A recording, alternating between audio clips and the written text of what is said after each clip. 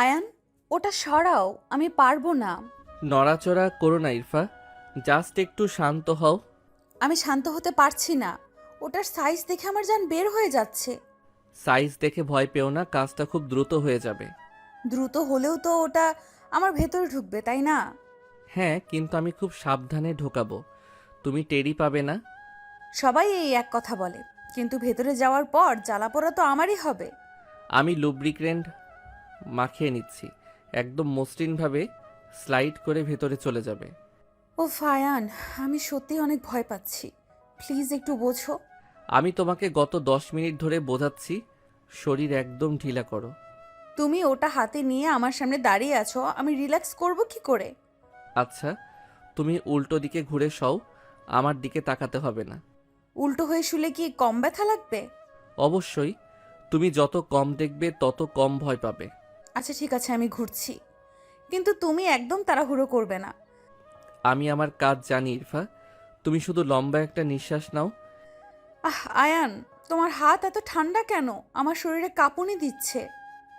একটু পরেই গরম হয়ে যাবে, জায়গাটা আগে তৈরি করে নেই। তুমি কি ওটা ঢোকানোর আগে আমাকে কিছু দিয়ে অবশ করে দেবে না?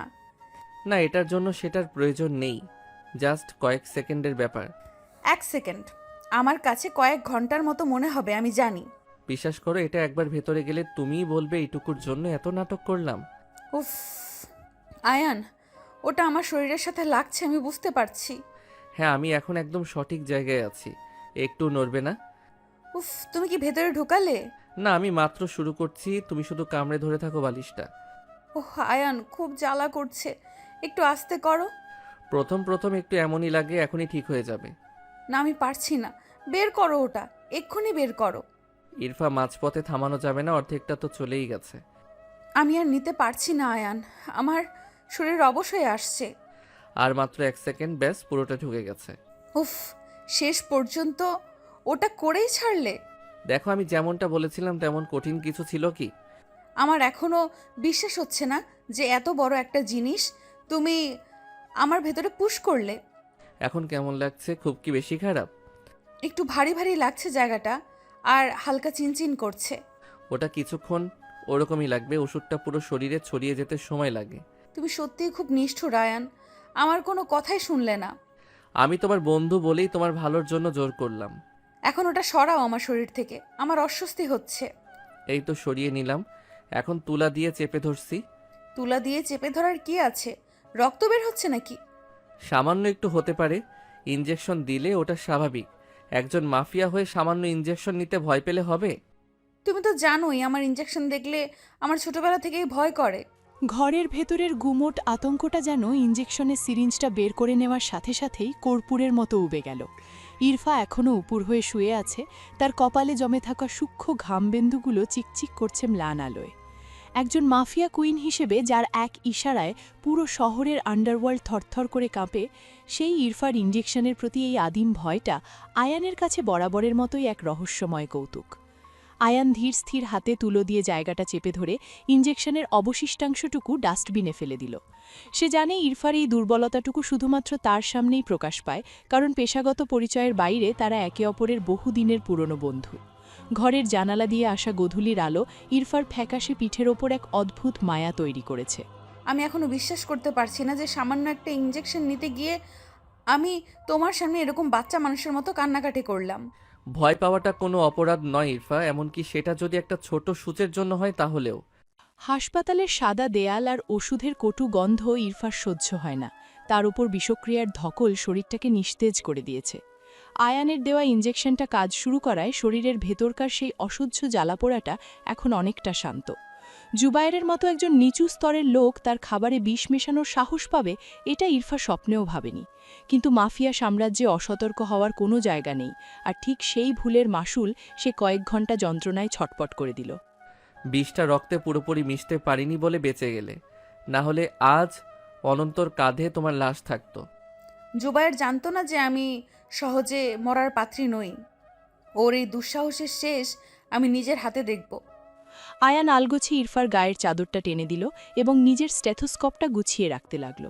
তার শান্ত স্বভাব এবং ইরফার আক্রমণাত্মক ব্যক্তিত্বের মধ্যে যে এক অদৃশ্য মেলবন্ধন আছে তা এই মুহূর্তের নীরবতায় খুব স্পষ্টভাবে ফুটে উঠেছে।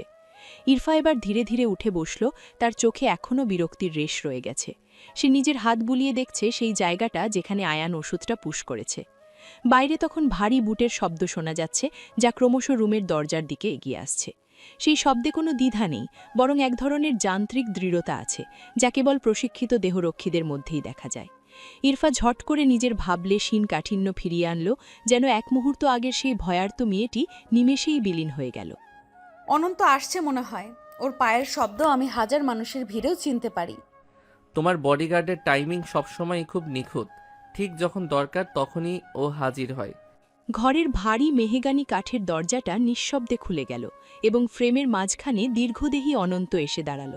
পরনে কুচকুচে কালো স্যুট আর চোখে সানগ্লাস থাকা সত্ত্বেও তার তীক্ষ্ণ দৃষ্টি যেন ঘরের প্রতিটা কোণ মেপে নিচ্ছে। অনন্ত এই মাফিয়া সাম্রাজ্যের অন্যতম বিশ্বস্ত দেহরক্ষী এবং ইরফার ছায়ার মতো সাথী। সে ঘরে ঢুকেই প্রথমে আয়ানের দিকে এক পলক তাকালো, তারপর তার দৃষ্টি নিবদ্ধ হল ইরফার ওপর। তার চেহারায় কোনো আবেগ নেই, কিন্তু তার উপস্থিতিতেই পুরো রুমের বায়ুমণ্ডল যেন হঠাৎ করেই বদলে গেল। অনন্ত জানে ইরফার শরীর ভালো নেই, কিন্তু তার কাছে এমন কিছু খবর আছে যা ইনজেকশনের ব্যথার চেয়েও অনেক বেশি জরুরি এবং বিপজ্জনক। ম্যাম, নিচতলায় সবাই আপনার জন্য অপেক্ষা করছে। পরিস্থিতি একটু জটিল হয়ে উঠেছে। আমি আসছি অনন্ত, শুধু 5টা মিনিট সময় দাও আমাকে গুছিয়ে নিতে। আমাদের হাতে 5 মিনিট সময় নেই। বন্দর এলাকায় মাল নামানোর সময় পুলিশ হানা দিয়েছে। অনন্তর কথাগুলো শুনে ইরফার চোখের মণি দুটো তীক্ষ্ণ হয়ে উঠল। ইঞ্জেকশনের সেই হালকা চিনচিনে ব্যথাটা যেন মুহূর্তেই উবে গিয়ে সেখানে জেদ আর প্রতিহিংসা জায়গা করে নিল। সে আয়ানের দিকে তাকিয়ে একবার ম্লান হাসল, যে হাসিতে কোনো আনন্দ নেই, বরং আছে এক কঠিন যুদ্ধের আহ্বান। আয়ান দীর্ঘশ্বাস ফেলে নিজের ব্যাগটা কাঁধে তুলে নিল। সে জানে এখন আর ডাক্তার আয়ানের কোনো প্রয়োজন নেই, এখন প্রয়োজন মাফিয়া কুইন ইরফার নেতৃত্ব। অনন্ত দরজার পাশে সরে দাঁড়িয়ে ইরফাকে পথ করে দিল। ইরফা যখন অনন্তর পাশ দিয়ে হেঁটে যাচ্ছে, তখন তার হাঁটার ভঙ্গিতে সেই রাজকীয় আভিজাত্য ফিরে এসেছে, যা তাকে আন্ডারওয়ার্ল্ডের মুকুটহীন সম্রাজ্ঞী করে তুলেছে। ইরফা, সাবধানে থেকো। ওষুধটার রিয়াকশন হতে কিন্তু আরও কিছুক্ষণ সময় লাগবে। শরীরের ব্যথার চেয়েও বড় ক্ষত যারা তৈরি করার চেষ্টা করছে, তাদের আগে সামলানোর দরকার আয়ান। অনন্ত ইরফার ঠিক এক কদম পেছনে থেকে হাঁটতে শুরু করল। করিডোরের ল্যাম্পশেডগুলোর আলো তাদের দীর্ঘ ছায়াকে দেয়ালে প্রলম্বিত করে তুলছে। প্রতিটি পদক্ষেপে ইরফা অনুভব করছে তার ভেতরে সেই দাহিকা শক্তি, যা তাকে সাধারণ মেয়েদের থেকে আলাদা করে রেখেছে। অনন্ত তার কোমর থেকে রিভলভারটা বের করে একবার চেক করে নিল এবং পুনরায় হোলস্টারে ভরে রাখল। সে জানে ইরফাকে রক্ষা করার জন্য তাকে আজ রাতে হয়তো অনেক রক্ত ঝরাতে হবে। লিফটের সামনে দাঁড়িয়ে ইরফা একবার অনন্তর দিকে তাকালো। অনন্তর চোয়াল শক্ত হয়ে আছে, যা কোনো বড় ধরনের সংঘাতের পূর্বাভাস দিচ্ছে। লিফটের স্টিলের দরজাটা যখন খুলে গেল, তখন ভেতরে আয়নার প্রতিফলনে ইরফা নিজেকে দেখল এক মুহূর্ত আগেও যে মেয়েটি সূচের ভয়ে সিটিয়েছিল, এখন সে এক ভয়ঙ্কর খুনি হয়ে ওঠার জন্য প্রস্তুত। পুলিশ ছাড়াও জুবাইয়ের লোকজনকে ওখানে দেখা গেছে ম্যাম। ওরা আজ প্রস্তুত হয়ে এসেছে। জুবাইর কি ভেবেছে আমি ইঞ্জেকশন নিয়ে ঘুমিয়ে থাকবো? ওকে আজ চড়া মূল্য দিতে হবে। লিফটটা যখন নিচতলায় পৌঁছল এবং দরজা খুলে গেল, তখন বিশাল হলের সামনে সারিবদ্ধভাবে দাঁড়িয়ে থাকা অস্ত্রধারী দেহরক্ষীরা সমস্বরে তাদের নেত্রীকে অভিবাদন জানাল। ইরফার উপস্থিতিতে পুরো এলাকা যেন এক বিদ্যুৎ তরঙ্গ বয়ে গেল। সে আর পেছনে ফিরে তাকাল না। অনন্তর ইশারায় ব্ল্যাক কালারের এসইউভি গাড়িটি পোর্টিকোতে এসে দাঁড়াল। আয়ান বারান্দা থেকে দেখল গাড়িগুলো ধুলো উড়িয়ে গেট দিয়ে বেরিয়ে যাচ্ছে। সে মনে মনে ভাবল, যে মেয়েটি একটু আগে তার হাতে আলতো ছোঁয়ায় যন্ত্রণায় কোকিয়ে উঠছিল, সে এখন হাজারো বুলেটের সামনে বুক পেতে দিতে যাচ্ছে। এই বৈপরীত্যই হয়তো ইরফাকে সবার কাছে এত বেশি রহস্যময় আর অপরতিরোধ্য করে তুলেছে। কুয়াশার চাদর ভেদ করে গাড়িগুলো অন্ধকারের গভীরে হারিয়ে গেল, রেখে গেল কেবল ইঞ্জিনের গর্জনের প্রতিধ্বনি। অনন্তের সাথে থাকলে অন্তত ওর নিরাপত্তার কথা নিয়ে আমাকে ভাবতে হয় না। গাড়িটা যখন শহরের উপকণ্ঠে এক পরিত্যক্ত গুদামের সামনে থামল, তখন চারপাশটা ঘুটঘুটে অন্ধকার। অনন্তর ইশারায় 4 জন অস্ত্রধারী প্রহরী দরজা খুলে ইরফাকে আগলে ভেতরে নিয়ে চলল। গুদামের ভেতর একটা লোহার চেয়ারে জুবায়েরকে শক্ত করে বেঁধে রাখা হয়েছে। তার মুখ রক্তাক্ত এবং জামাকাপড় ছিঁড়ে গেছে। ইরফাকে ঢুকতে দেখে জুবায়েরার চোখে যে আতঙ্ক ফুটে উঠল তা দেখে ইরফার ঠুটে এক বাঁকা হাসি ফুটে উঠল। সে ধীর পায়ে জুবায়েরের সামনে গিয়ে দাঁড়ালো এবং তার চিবুকটা নিজের বুটের ডগা দিয়ে উঁচিয়ে ধরল।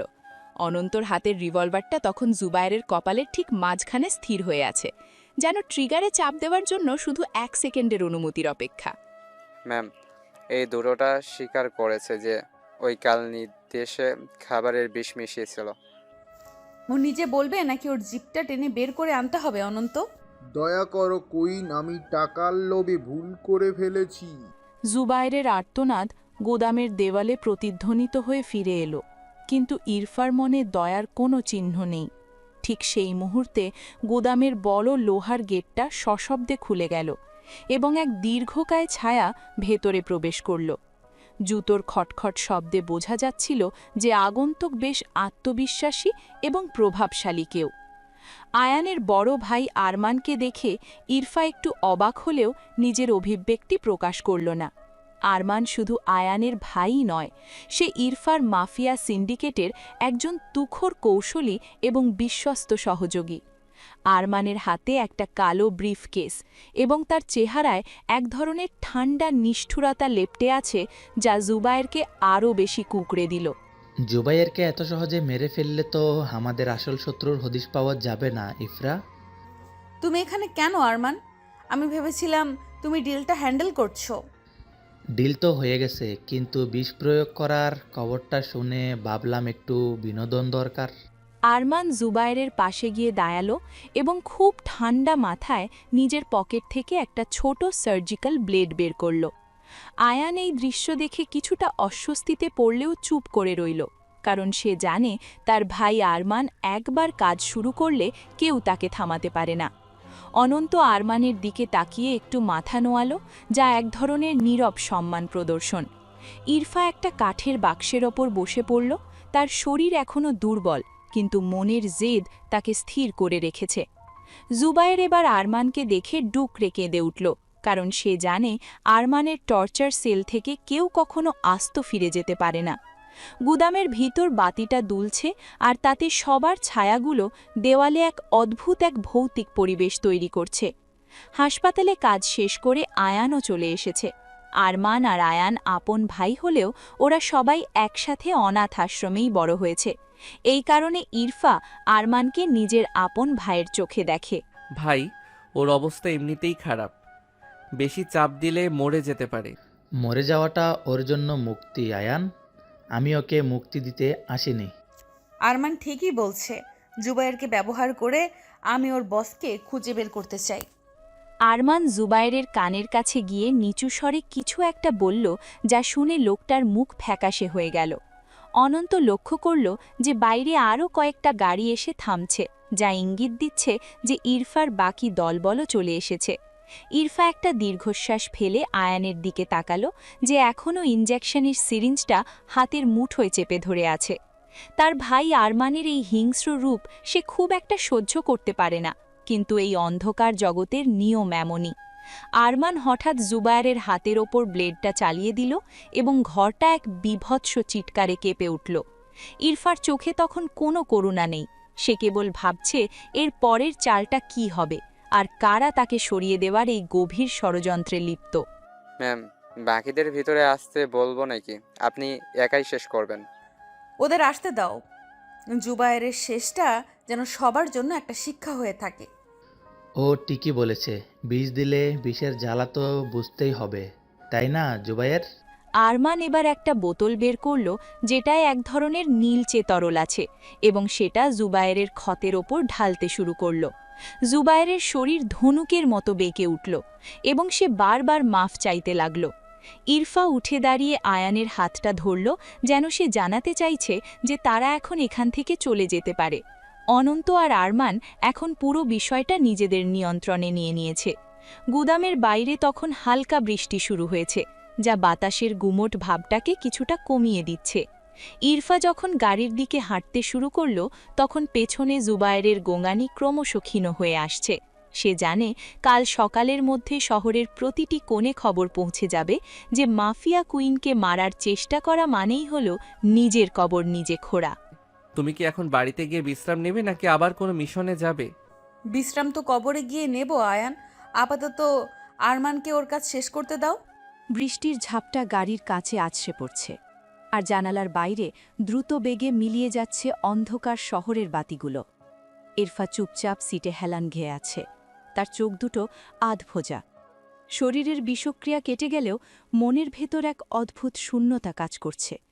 পাশেই বসে আছে আয়ান, যে তার পেশাগত দায়িত্বের বাইরেও এক ধরনের গভীর দুশ্চিন্তা নিয়ে ইরফার দিকে তাকিয়ে আছে। ছোটবেলা থেকেই আয়ান দেখেছে ইরফা কিভাবে নিজেকে পাথরের মতো শক্ত করে তুলেছে, কিন্তু আজ রাতে তার সেই অতিমানবীয় খোলসটা যেন একটু আলগা হয়ে পড়েছে। আয়ান আলতো করে ইরফার কপালে হাত রাখল তাপমাত্রা পরীক্ষা করার জন্য, আর সেই ছোঁয়ায় ইরফার বন্ধ চোখের পাতাগুলো একবার কেঁপে উঠল। তোমার হাতের স্পর্শটা খুব অদ্ভুত আয়ান। এটা আমাকে বড় বেশি দুর্বল করে দেয়। মাঝে মাঝে দুর্বল হওয়া ভালো ইরফা, সবসময় তো আর যুদ্ধের ময়দানে থাকতে পারো না। গাড়িটা যখন ইরফার বিশাল প্রাসাদের সামনে এসে থামল, তখন অনন্ত দ্রুত নেমে পেছনের দরজা খুলে দিল। অনন্তের চোখে মুখে এখনও আগের সেই কঠোরতা লেগে আছে, কিন্তু আয়ান আর ইরফার মাঝখানের এই নীরব কথোপকথন সে অনুভব করতে পারছে। ইরফা নামার চেষ্টা করতেই তার শরীরটা একটু টলে উঠল, আর ঠিক তখনই আয়ান তাকে শক্ত করে ধরে ফেলল। সেই মুহূর্তে বৃষ্টির শব্দ যেন ধীর হয়ে গেল, এবং তাদের দুজনের নিঃশ্বাস একে অপরের খুব কাছে চলে এলো। অনন্ত একটু দূরে সরে দাঁড়িয়ে চারপাশটা নজরদারি করতে লাগল, যাতে এই ব্যক্তিগত মুহূর্তে কোনো বিঘ্ন না ঘটে। আয়ান আর ইরফাকে সিঁড়ি দিয়ে উপরে নিয়ে যেতে সাহায্য করল, যেখানে করিডোরের মৃদু আলো তাদের ছায়াকে এক সুতোয় গেঁথে ফেলেছে। তুমি কি আজ রাতে এখানে থেকে যাবে? আমার একা থাকতে খুব ভয় করছে। আমি কোথাও যাচ্ছি না। তোমার শরীরের অবস্থা পুরোপুরি ঠিক না হওয়া পর্যন্ত আমি পাশেই আছি। ঘরে ঢুকে যখন ইরফা বিছানায় গা এলিয়ে দিল, তখন আয়ান তার জন্য এক গ্লাস গরম জল নিয়ে এলো। ঘরের কোণে রাখা ল্যাম্পশেডটা জ্বলছে, যা পরিবেশটাকে বেশ মায়াবী করে তুলেছে। আয়ান লক্ষ্য করল ইরফার হাতের কবজিতে একটা পুরনো দাগ, যা হয়তো কোনো এক লড়াইয়ের স্মৃতি। সে ধীর পায়ে গিয়ে ইরফার পাশে বসল এবং তার হাতটা নিজের হাতের মুঠোয় নিল। ইরফা আজ কোনো প্রতিবাদ করল না, বরং তার আঙুলগুলো আয়ানের হাতের তালুর সাথে মিশে যেতে দিল। আন্ডারওয়ার্ল্ডের কুইন আজ যেন কেবলই এক সাধারণ মেয়ে, যে একটু আশ্রয়ের খোঁজে তার সবথেকে পুরনো বন্ধুর বুকে মাথা রাখতে চাইছে। আয়ান অনুভব করল ইরফার হৃৎপিণ্ডের ধুকপুকানি, যা এক অদ্ভুত ছন্দে তাকে আচ্ছন্ন করে ফেলছে। তুমি কি জানো ইরফা, আমি কেন ডাক্তার হয়েছি? শুধুমাত্র তোমাকে সারিয়ে তোলার জন্য। আমি তো ভেবেছিলাম তুমি রক্ত দেখে ভয় পাও বলেই এই পেশায় এসেছো। আয়ান একটু হাসল, যে হাসিতে এক অদ্ভুত করুণা আর ভালোবাসা মিশে আছে। সে ইরফার কপালে জমে থাকা চুলগুলো আলতো করে সরিয়ে দিল এবং নিচু হয়ে তার কপালে এক দীর্ঘ চুম্বন এঁকে দিল। এই চুম্বনে কোনো কামনার চেয়েও বেশি ছিল এক গভীর নিরাপত্তার প্রতিশ্রুতি। ইরফা চোখ বন্ধ করে সেই অনুভূতিটুকু নিজের ভেতর শুষে নেওয়ার চেষ্টা করল। বাইরের বৃষ্টির শব্দ এখন একটা ছন্দময় সঙ্গীতের মতো শোনাচ্ছে, যা এই দুই বিপরীতমুখী মানুষকে এক করে দিচ্ছে। অনন্ত দরজার বাইরে দাঁড়িয়ে সবটা বুঝতে পারছিল। তার ঠোঁটের কোণে এক চিলতে হাসি দেখা দিল, কারণ সে জানে কেবল আয়ানই পারে এই আগ্নেয়গিরিকে শান্ত করতে। যদি কোনো দিন আমাকে এই জগৎ ছেড়ে চলে যেতে হয়, তুমি কি আমার সাথে যাবে? আমি তো তোমার সাথেই আছি ইরফা। এই অন্ধকার থেকে তোমাকে আলোর পথে নিয়ে যাওয়ার দায়িত্বটা আমার। আরমান তখনও গুদামে ব্যস্ত থাকলেও তার মন পড়েছিল এই প্রাসাদে। সে জানত আয়ান আর ইরফার এই সম্পর্কটাই হয়তো তাদের পরিবারের একমাত্র সুন্দর দিক। ইরফা ধীরে ধীরে ঘুমের কোলে ঢলে পড়ল, কিন্তু তার হাতটা এখনও আয়ানের শার্টের হাতা শক্ত করে চেপে ধরে আছে। আয়ান সারা রাত জেগে রইল তার প্রিয় মানুষটির ঘুমন্ত মুখখানা দেখার জন্য, যেন কোনো অশুভ শক্তি তাকে ছুঁতে না পারে। পরদিন সকালে যখন ভোরের আলো জানালার পর্দা ভেদ করে ভেতরে ঢুকল, তখন ঘরটা এক নতুন সজীবতায় ভরে উঠেছে। ইরফা চোখ মেলতেই দেখল আয়ান তার পাশের চেয়ারেই বসে ঘুমিয়ে পড়েছে, তার মাথাটা সোফায় হেলানো। এই প্রথম ইরফার মনে হল ক্ষমতার চেয়েও বেশি দামি কিছু পৃথিবীতে আছে, আর তা হল কারো নিঃস্বার্থ ভালোবাসা। ম্যাম, আরমান স্যার নিচে অপেক্ষা করছেন। তিনি জুবাইরের বসের খবর পেয়েছে। ওকে বলো আমি আসছি, কিন্তু আয়ান যেন টের না পায়। ওর ঘুম ভাঙানো যাবে না। ইরফা পা টিপে টিপে বিছানা থেকে নামল এবং আয়ানের উপর একটা পাতলা চাদর ঢেকে দিল। সে যখন দরজার দিকে এগিয়ে যাচ্ছিল তখন একবার পেছনে ফিরে তাকালো। তার চোখে তখন যুদ্ধের সংকল্প থাকলেও মনের এক কোণে আয়ানের দেওয়া সেই ভালোবাসার রেশ রয়ে গেছে। অনন্ত করিডোরে দাঁড়িয়ে ইরফার জন্য অপেক্ষা করছে। তার হাতে এখন একটি গোপন নথিপত্র। ইরফা জানত আজকের দিনটা অনেক রক্তক্ষয়ী হতে পারে, কিন্তু আয়ানের উপস্থিতি তাকে এক নতুন শক্তি দিয়েছে। সে আর একা নয়, তার পাশে এখন এমন কেউ আছে যে তাকে কেবল মাফিয়া কুইন হিসেবে নয়, বরং একজন রক্তমাংসের মানুষ হিসেবে ভালোবাসে। ভোরের আলো তখনও পুরোপুরি খোলেনি, চারপাশটা একটা নীলচে কুয়াশায় ঢাকা। ইরফা তার বিশাল ড্রয়িং রুমে বসে আছে, যেখানে দেওয়ালের একপাশে টাঙানো তার বাবা মায়ের একটি তৈলচিত্র। তার বাবা ছিলেন এই সাম্রাজ্যের প্রতিষ্ঠাতা, যার একটি ইশারায় শহর থমকে যেত, আর মা ছিলেন সেই কঠোরতার আড়ালে এক শান্ত শীতল ছায়া। আজ বিষক্রিয়ার ধকাল আর আয়ানের ভালোবাসার পরশ ইরফাকে ভীষণভাবে আবেগপ্রবণ করে তুলেছে। সে দীর্ঘক্ষণ সেই ছবির দিকে তাকিয়ে রইল, যেন তাদের চোখের দৃষ্টি থেকে কোনো উত্তর খুঁজছে। আয়ান এখনও ওপরে ঘুমাচ্ছে, আর আরমান নিচতলায় কাজের তদারকি করছে। এই নির্জন মুহূর্তে ইরফা নিজেকে ভীষণ একা অনুভব করল। বাবা, তুমি কি দেখতে পাচ্ছ তোমার তৈরি করা এই সিংহাসনটা কতখানি কণ্টাকীর্ণ হয়ে উঠছে? ছবির ভেতরে সেই গম্ভীর মানুষটি যেন স্থির দৃষ্টিতে মেয়ের দিকে চেয়ে আছেন। ইরফার মনে পড়ে গেল ছোটবেলার কথা, যখন সে প্রথমবার তার বাবার হাতে অস্ত্র দেখেছিল। সেদিন তার মা তাকে আড়াল করে দাঁড়িয়েছিলেন, কিন্তু শেষ পর্যন্ত মাফিয়া জগতের রক্তবীজ তার ভেতরেও রোপিত হয়ে গিয়েছিল। ইরফা ছবির সামনে গিয়ে দাঁড়ালো এবং খুব নিচু স্বরে কথা বলতে শুরু করল, যেন তার বাবা মা জীবন্ত হয়ে তার কথা শুনছেন। বাতাসের ঝাপটায় জানালার পর্দাটা একটু নড়ে উঠল, যা এই নিস্তব্ধতায় এক রহস্যময় পরিবেশ তৈরি করল। মা, তুমি তো সবসময় চাইতে আমি যেন সাধারণ 5টা মেয়ের মতো জীবন কাটাই, কিন্তু নিয়তি আমাকে কোথায় এনে দাঁড় করালো? ঠিক সেই মুহূর্তে সিঁড়ি দিয়ে নামার শব্দ শোনা গেল। আরমান ধীর পায়ে ভেতরে ঢুকল, তার হাতে এক কাপ কফি। সে লক্ষ্য করল ইরফা তার বাবা মায়ের ছবির সামনে দাঁড়িয়ে আছে, যা সচরাচর ঘটে না। আরমান নিজেও এই পরিবারের একজন সদস্যের মতো বড়ে হয়েছে, তাই ইরফার এই মানসিক অবস্থা সে আঁচ করতে পারল। সে কফির কাপটা পাশের টেবিলে রাখল এবং ইরফার কাঁধে হাত রাখল। আরমানের স্পর্শে এক ধরনের বড় ভাইয়ের নির্ভরযোগ্যতা আছে, যা ইরফাকে কিছুটা আশ্বস্ত করল। ওনারা বেঁচে থাকলে আজ তোমাকে নিয়ে গর্ব করতেন ইফরা। তুমি একা হাতে সব সামলাচ্ছ। গর্ব নাকি ঘৃণা আরমান? আমি তো এখন নিজের ছায়াকেও বিশ্বাস করতে পারছি না। আরমান একটু হাসল এবং ছবির দিকে তাকিয়ে দীর্ঘশ্বাস ফেলল। সে জানে ইরফার ভেতরের লড়াইটা কতটা কঠিন। একদিকে পেশাদারিত্ব আর অন্যদিকে তার মানবিক সত্তা। জুবায়েরের বিশ্বাসঘাতকতা ইরফাকে যতটা না শারীরিক আঘাত দিয়েছে, তার চেয়ে বেশি মানসিকভাবে ভেঙে দিয়েছে। অনন্ত দরজার ওপাশ থেকে একবার উঁকি দিয়ে চলে গেল। সে জানে এই পারিবারিক মুহূর্তে তার প্রবেশ করা উচিত নয়। বাইরে রোদ বাড়ছে, আর সেই আলোয় ছবির মানুষগুলোর মুখ যেন আরও উজ্জ্বল হয়ে উঠছে। বাবা বলতেন রক্ত আর আবেগ কখনো একসাথে চলতে পারে না। তোমাকে যে কোনো একটা বেছে নিতে হবে। আমি কি তবে আয়ানকে বেছে নিয়ে ভুল করছি আরমান? ও কি এই জগতের যোগ্য? আরমান কোনো উত্তর দিল না। সে কেবল ইরফার চোখের দিকে তাকিয়ে রইল। ইরফা অনুভব করল তার বাবা মায়ের চোখে সেই তেজ যেন তাকে নিজের হৃদয়ের কথা শুনতে বলছে। সে জানে আয়ান তাকে এই অন্ধকার থেকে বের করে নিতে চায়, কিন্তু তার পূর্বপুরুষের এই সাম্রাজ্য সে কীভাবে ধুলোয় মিশিয়ে দেবে? ছবির নিচে রাখা মোমবাতিটা এখনও টিমটিম করে জ্বলছে, যা এক অদ্ভুত আধ্যাত্মিক আবহ তৈরি করেছে। ইরফা শেষবারের মতো ছবিতে হাত বোলালো এবং এক গভীর নিঃশ্বাস নিয়ে নিজেকে সামলে নিল। আমি তোমাদের নাম ডুবাতে দেব না বাবা। যারা আমার ক্ষতি করতে চেয়েছে তাদের আমি শেষ করব। এটাই তো আমাদের ইফরা, যে কোনো বিপদে দমে যেতে জানে না।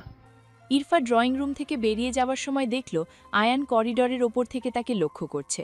আয়ানের চোখে এক ধরনের করুণা মেশানো ভালোবাসা, যা ইরফার কঠোর সংকল্পকে মুহূর্তেই নরম করে দিতে পারে। সে বুঝতে পারল তার বাবা মায়ের সাথেই কাল্পনিক কথোপকথন তাকে এক নতুন দিশা দিয়েছে। অনন্ত নিচে গাড়ি প্রস্তুত করে রেখেছে, আর জুবাইরের বসের ঠিকানা আরমানের হাতে। যুদ্ধের দামামা বাজছে, কিন্তু এবার ইরফার লড়াইটা কেবল সাম্রাজ্য রক্ষার জন্য নয়, বরং নিজের অস্তিত্ব আর ভালোবাসার মানুষকে আগলে রাখার জন্য। তুমি কি এখন বেরোচ্ছ? সাবধানে থেকো ইরফা। আমি ঠিক ফিরে আসবো আয়ান। আমার ফেরার জন্য একটা ঘর তো এখন আছে। ইরফা যখন গাড়িতে গিয়ে বসল, তখন তার চেহারায় এক অপার্থিব দৃঢ়তা। অনন্ত ইঞ্জিন স্টার্ট দিল এবং গাড়িটা ধুলো উড়িয়ে প্রাসাদের বাইরে বেরিয়ে গেল। আয়ান উপর থেকে তাকিয়ে রইল যতক্ষণ না গাড়িটা দৃষ্টিসীমানার বাইরে চলে যায়। ড্রয়িং রুমে সেই তৈলচিত্রটি এখনও তেমনি স্থির হয়ে আছে, যেন তারা জানে তাদের মেয়ে আজ এক নতুন ইতিহাসের সূচনা করতে যাচ্ছে। আকাশ আজ পরিষ্কার, কিন্তু শহরের অলিগলিতে আজ ঝরবে রক্তের ধারা, আর সেই ধারায় ধুয়ে যাবে ইরফার সমস্ত সংশয়। আরমান ড্রয়িং রুমের সোফায় বসে একটা পুরনো ফাইল দেখছিল। তার কপালে চিন্তার ভাঁজ। আয়ান ওপর থেকে নেমে এসে আরমানের উল্টো দিকের চেয়ারে বসল। দুই ভাইয়ের মধ্যে এক অদ্ভুত নীরবতা বিরাজ করছে। আয়ান জানে আরমান এই জগতের গভীরে ডুবে আছে, আর সে নিজে চেষ্টা করছে অন্ধকার থেকে আলোতে ফেরার। আয়ানের চোখে এখনও গতরাতের সেই মায়ার রেশ লেগে আছে, যা সে ইরফার চোখে দেখেছিল। সে আরমানের দিকে তাকিয়ে একটু ইতস্তত করে কথা শুরু করল। ভাই, তুমি কি সত্যি মনে করো ইরফা এই পথে সুখী হতে পারে? সুখ এই জগতের জন্য নয় আয়ান, এখানে এখানে শুধু টিকে থাকাটাই আসল লড়াই। আরমান ফাইলের পাতা উল্টাতে উল্টাতে ছোট ভাইয়ের দিকে একবার তাকাল। তার চোখে এক ধরনের কঠোর মমতা। সে জানে আয়ান ইরফাকে ভালোবাসে, কিন্তু এই ভালোবাসা কতটা নিরাপদ তা নিয়ে আরমানের মনে সবসময়ই একটা সংশয় থাকে।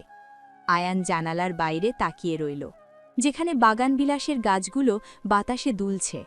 তার মনে হচ্ছে ইরফাকে এই বিষাক্ত শহর থেকে দূরে কোথাও নিয়ে যেতে পারলে সে হয়তো সত্যিকারের শান্তি খুঁজে পেত। আরমান একটা দীর্ঘ শ্বাস ফেলে কফির মগে চুমুক দিল। আমি চাই না ও আর কোনো রক্ত ঝরাক, অন্তত আমার জন্য হলেও ও যেন ফিরে আসে। ভালোবাসা মানুষকে সাহসী করে ঠিকই, কিন্তু আমাদের মতো মানুষের জন্য এটা এক মস্ত বড় দুর্বলতা। আরমান কথা শেষ করার আগেই তার ফোনটা সজোরে বেজে উঠল। স্ক্রিনে অনন্তের নাম ভেসে উঠতেই আরমানের বুকটা কেঁপে উঠল। সে জানে অনন্ত খুব জরুরি কিছু না হলে এই সময়ে ফোন দেয় না। আয়ানও উৎকণ্ঠা নিয়ে আরমানের দিকে তাকিয়ে আছে। আরমান ফোনটা রিসিভ করতেই ওপাশ থেকে অনন্তের হাহাকার আর ভারী নিঃশ্বাসের শব্দ ভেসে এলো। অনন্তের কণ্ঠস্বর কাঁপছে, যা সচরাচর ঘটে না। ফোনের স্পিকার অন থাকায় আয়ানও স্পষ্ট শুনতে পাচ্ছিল সেই ভয়াবহ সংবাদ। স্যার, ম্যামকে ওরা গুলি করেছে, প্রচুর রক্ত বের হচ্ছে। তুমি এখন কোথায় অনন্ত? আমরা বন্দরের পেছনে রাস্তায় আছি। ওরা চারপাশ থেকে আমাদের ঘিরে ধরেছিল। অনন্তের কথা শুনে আয়ানের হাতের কফির মগটা মেঝেতে পড়ে ভেঙে খান খান হয়ে গেল। তার মুখটা মুহূর্তেই ফ্যাকাশে হয়ে গেল, যেন শরীরের সব রক্ত এক নিমেষে উধাও হয়ে গেছে। আরমান ঝট করে উঠে দাঁড়াল এবং তার কোমরে রাখা রিভলভারটা চেক করে নিল। ফোনের ওপাশ থেকে গুলির শব্দ শোনা যাচ্ছে, যা পরিস্থিতি কতটা ভয়াবহ তা বুঝিয়ে দিচ্ছে। অনন্ত চিৎকার করে কাউকে নির্দেশ দিচ্ছে আর এক হাতে ফোন ধরে কথা বলছে। আয়ানের কানে তখন কেবল অনন্তের সেই কথাগুলো প্রতিধ্বনিত হচ্ছে, যা তার পুরো জগৎটাকে তছনছ করে দিয়েছে। অনন্ত, ওকে মরতে দিও না। আমি আসছি, আমি এক্ষুনি আসছি। ম্যামের জ্ঞান নেই স্যার। আমি গাড়ি নিয়ে হাসপাতালের দিকে ছোটানোর চেষ্টা করছি। আরমান আর এক সেকেন্ডও দেরি করল না। সে আয়ানের হাত ধরে টান দিয়ে গাড়ির দিকে দৌড়ে গেল।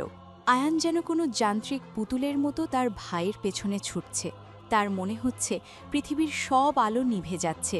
সে তো কেবল গতরাতেই ইরফার কপালে ভালোবাসার চিহ্ন এঁকে দিয়েছিল। তবে কি সেই সুখের আয়ু এতটুকুই ছিল?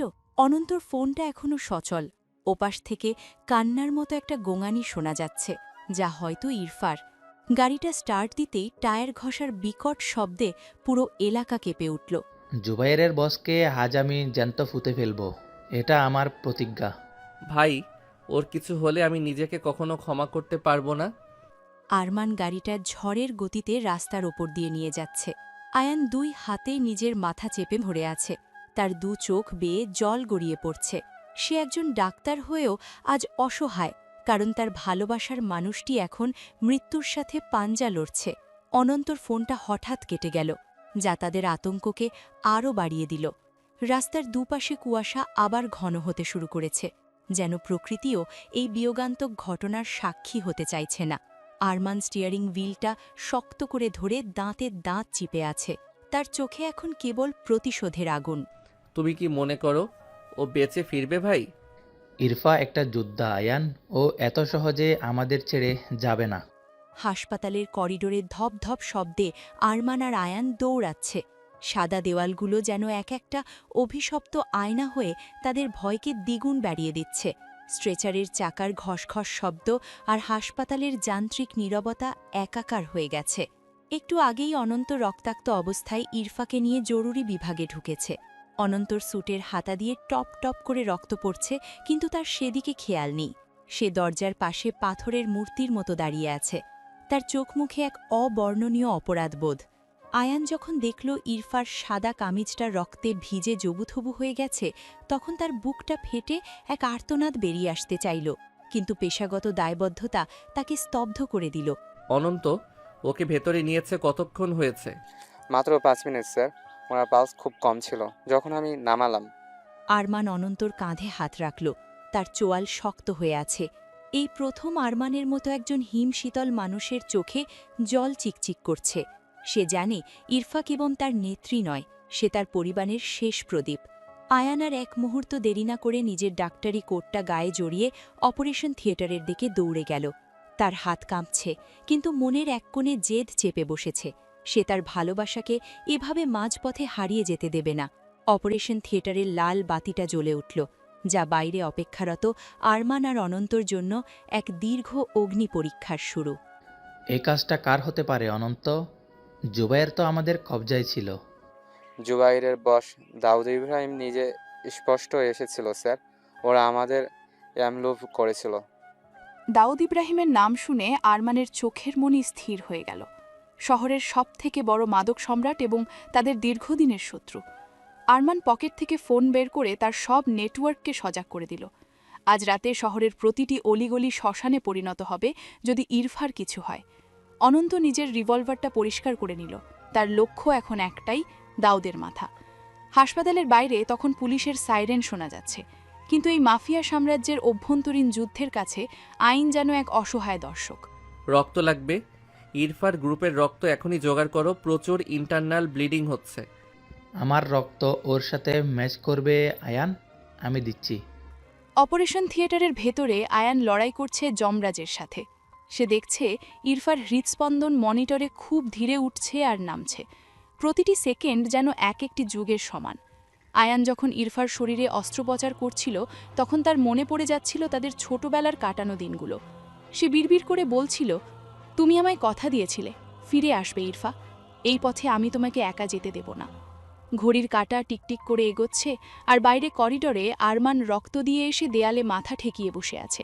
অনন্ত তখনও দরজার সামনে পাহারায়, তার চোখ দিয়ে অঝরে জল পড়ছে, কারণ সে তার ম্যামকে বাঁচাতে পারেনি। স্যার, আমি যদি আর 1 সেকেন্ড আগে গাড়িটা ঘোরাতে পারতাম তবে এটা হতো না। নিজেকে দোষ দিও না অনন্ত। দাউদ আমাদের শেষ চালটা আগে চেলেছিল। হঠাৎ অপারেশন থিয়েটারের দরজা খুলে গেল এবং আয়ান ক্লান্ত পায়ে বাইরে বেরিয়ে এলো। তার মাস্কে রক্তের ছিটে লেগে আছে, কিন্তু চোখের সেই ভয়াবহ আতঙ্কটা এখন আর নেই। আয়ান নিঃশব্দে মেঝেতে বসে পড়ল এবং মুখ ঢেকে কাঁদতে শুরু করল। আরমান আর অনন্ত দ্রুত তার কাছে এগিয়ে গেল, তাদের বুক ধুকপুক করছে শেষ খবরটা শোনার জন্য। করিডোরের বাতিটা একবার জ্বলে আবার নিভে গেল, যেন এক অশুভ ছায়া বিদায় নিচ্ছে। আয়ান মাথা তুলে তাকালো, তার চোখে এখন এক অদ্ভুত প্রশান্তি এবং জয়ের হাসি। বুলেটটা ওর হৃৎপিণ্ড ছুঁতে পারেনি, ও এখন বিপদমুক্ত। আলহামদুলিল্লাহ, ম্যাম বেঁচে আছেন তাহলে। আরমান এক দীর্ঘশ্বাস ফেলে আর আকাশের দিকে তাকিয়ে তার বাবা মায়ের কথা ভাবল। আজ হয়তো ওপর থেকেই তারাই তাদের মেয়েকে আগলে রেখেছেন। অনন্ত খুশিতে আরমানকে জড়িয়ে ধরল, যা তাদের কঠোর জীবনে এক বিরল মুহূর্ত। আয়ানও তখনও কাঁপছে। সে বুঝতে পারছে যে জীবন আর মৃত্যুর মাঝে সুতোর মতো সরু এক ব্যবধান থাকে। ইরফাকে এখন আইসিইউতে শিফট করা হচ্ছে, তার ফ্যাকাশে মুখে অক্সিজেনের মাস্ক লাগানো। আরমান এখন নিজের হারানো শক্তি ফিরে পেয়েছে, তার চোখে এখন দাউদের জন্য চূড়ান্ত ধ্বংসের বার্তা। আয়ান, তুমি এখানে ওর খেয়াল রাখো, আমি আর অনন্ত যাচ্ছি শেষ হিসাব চুটিয়ে আনতে। ভাই, আর রক্তপাত করো না, ও সুস্থ, এসব আর চাইবে না। আরমান আয়ানের কথায় কোনো উত্তর দিল না, সে কেবল অনন্তর দিকে তাকালো। তারা দুজন লিফটের দিকে এগিয়ে গেল, আর হাসপাতালের পার্কিং লটে তাদের দলের আরও 10টা গাড়ি প্রস্তুত হয়ে আছে। কাচের ওপাশ দিয়ে দেখল ইরফার আঙুলটা সামান্য নড়ে উঠল, যেন সে ঘুমের ঘোরেও আয়ানের উপস্থিতি অনুভব করতে পারছে। বৃষ্টির শব্দ এখন থেমে গেছে, আর ভোরের প্রথম আলো হাসপাতালের জানালার কাঁচে প্রতিফলিত হচ্ছে। এই আলো যেন এক নতুন শুরুর সংকেত দিচ্ছে। যেখানে হয়তো অন্ধকার সাম্রাজ্যের কুইন সাধারণ এক মানবী হয়ে নতুন করে বাঁচতে শিখবে। ও সুস্থ হয়ে এসব আর চাইবে না। আমি আর তোমাকে কোথাও যেতে দেব না ইরফা। এই হাত আমি সারা জীবনের জন্য ধরে রাখলাম। আইসিইউর সাদা পর্দাগুলো ভোরের মৃদু বাতাসে আলতো করে দুলছে। যন্ত্রপাতির একঘেয়ে বিপিং শব্দ ছাড়া পুরো ঘরটায় এক অদ্ভুত প্রশান্তি বিরাজ করছে। জানালার বাইরে একটা ছোট চড়ুই পাখি অবিরত কিচিরমিচির করে চলেছে, যেন সেও ইরফার ফিরে আসাকে অভিবাদন জানাচ্ছে। ইরফা যখন ধীরে ধীরে চোখ মেলল, তখন তার প্রথম দৃষ্টি পড়ল তার হাতের ওপর রাখা একটি বলিষ্ঠ হাতের দিকে। আয়ান পাশের চেয়ারেই বসে ঘুমিয়ে পড়েছে, তার ক্লান্ত মুখাবয়বে এখনও চিন্তার ছাপ স্পষ্ট। ইরফার মনে হল সে এক দীর্ঘ এবং অন্ধকার সুড়ঙ্গ পেরিয়ে অবশেষে আলোর দেখা পেয়েছে। শরীরের ক্ষতটা এখনও চিনচিন করে কামড়াচ্ছে, কিন্তু আয়ানের সান্নিধ্য সেই যন্ত্রণাকে ছাপিয়ে এক পরম তৃপ্তি দিচ্ছে। আয়ান, তুমি কি সারা রাত এইভাবেই বসেছিলে? তুমি জেগেছ? আমি তো ভাবছিলাম তুমি হয়তো আরও কয়েক ঘন্টা ঘুমাবে। আয়ান ঝট করে সোজা হয়ে বসল, তার চোখে এখন আনন্দের ঝিলিক। সে দ্রুত উঠে ইরফার কপালে হাত রাখল তাপমাত্রা দেখার জন্য। ইরফার ফ্যাকাশে ঠোঁটে এক চিলতে হাসি ফুটে উঠল, যা দেখে আয়ানের বুকটা হালকা হয়ে গেল। সে আলতো করে ইরফার চুলে হাত বুলিয়ে দিল এবং তার গায়ের চাদরটা ঠিক করে দিল। হাসপাতালের এই যান্ত্রিক পরিবেশে তাদের দুজনের মাঝখানের এই নীরব মুহূর্তটি যেন পৃথিবীর সব জৌলুসকে হার মানিয়ে দিচ্ছে। একজন মাফিয়া কুইন আজ কেবলই এক প্রেমিকা, যার সবটুকু নির্ভরতা তার প্রিয় মানুষটির ওপর। আমি যখন অপারেশন থিয়েটারে ছিলাম তখন তোমার গলার আওয়াজ শুনতে পাচ্ছিলাম আয়ান। আমি তোমাকে শুধু এটাই বলছিলাম যে তোমার জন্য আমি এখনও অনেকগুলো ইনজেকশন জমিয়ে রেখেছি। আয়ানের এই ছোট কৌতুক শুনে ইরফা হালকা করে হাসল, যদিও হাসতে গিয়ে তার পেটের ক্ষতটাতে একটু টান লাগল। আয়ান দ্রুত এক গ্লাস জল নিয়ে এলো এবং আলতো করে ইরফার মাথাটা উঁচু করে ধরল, যাতে সে চুমুক দিতে পারে। জলের শীতল স্পর্শ ইরফার তৃষ্ণার্ত গলাকে শান্তি দিল। সে আয়ানের দিকে এমনভাবে তাকিয়ে আছে যেন সে কোনো অমূল্য রত্ন খুঁজে পেয়েছে। আরমান আর অনন্ত বাইরে করিডোরে কড়া পাহারা দিচ্ছে, কিন্তু এই ঘরের ভেতরে কেবল এক নিবিড় ভালোবাসার রাজত্ব। আয়ান লক্ষ্য করল ইরফার চোখে সেই হিংস্রতা আজ একদম নেই, সেখানে কেবল এক গভীর আকুতি খেলা করছে। তোমাকে কথা দিতে হবে যে সুস্থ হয়ে তুমি আর ওই অন্ধকার পথে পা বাড়াবে না। তুমি সাথে থাকলে আমি যে কোনো পথ ছেড়ে দিতে পারি আয়ান। আয়ান ইরফার হাতটা নিজের দুই হাতের মুঠোয় নিল এবং খুব আলতো করে তার হাতের পাতায় একটা চুমু খেল। এই সাধারণ ছোঁয়াটুকুই যেন ইরফার সবটুকু বিষাদ ধুয়ে মুছে পরিষ্কার করে দিল। সে অনুভব করতে পারছে যে তার রক্তে এখন কেবল প্রতিশোধের নেশা নয়, বরং বেঁচে থাকার এক অদম্য ইচ্ছা কাজ করছে। হাসপাতালের বাইরে রোদ এখন বেশ কড়া হয়ে উঠেছে, যা ঘরের মেঝের ওপর এক সোনালি আস্তরণ তৈরি করেছে। আয়ান একটা কমলালেবু ছিলে ছোট ছোট টুকরো করে ইরফাকে খাওয়াতে শুরু করল। ইরফা প্রতিটি গ্রাস নিচ্ছে আর আয়ানের চোখের দিকে তাকিয়ে নিজের অস্তিত্বের সার্থকতা খুঁজছে। আচ্ছা আয়ান, আমার কপালে কি কোনো দিন সাধারণ একটা টিপ আর পরনে শাড়ি মানাবে? তোমাকে আমি লাল শাড়িতে দেখতে চাই ইরফা, যেখানে হাতে কোনো বন্দুক থাকবে না। কথাগুলো বলতে বলতে আয়ানের গলাটা একটু ধরে এলো। সে কল্পনা করতে পারছে এক শান্ত বিকেলের কথা, যেখানে তারা কোনো এক পাহাড়ি গ্রামে ছোট্ট একটা বাড়িতে থাকবে। ইরফা আয়ানের হাতটা একটু জোরে চাপ দিয়ে ধরল, যেন সে জানাতে চায় যে এই স্বপ্নটা সেও দেখে। ঘরের কোণে রাখা ফুলদানিতে রাখা রজনীগন্ধার ঘ্রাণ চারপাশটা মায়াবী করে তুলেছে। ইরফা অনুভব করল তার হার্টবিট এখন একদম স্বাভাবিক, আর সেই ছন্দের সাথে মিশে আছে আয়ানের প্রতিটি নিঃশ্বাস। অনন্ত দরজার ওপাশ থেকে উঁকি দিয়ে এই দৃশ্য দেখে নিঃশব্দে সরে গেল, কারণ সে জানে এই শান্তিটুকুর জন্যই তারা এতদিন লড়াই করেছে।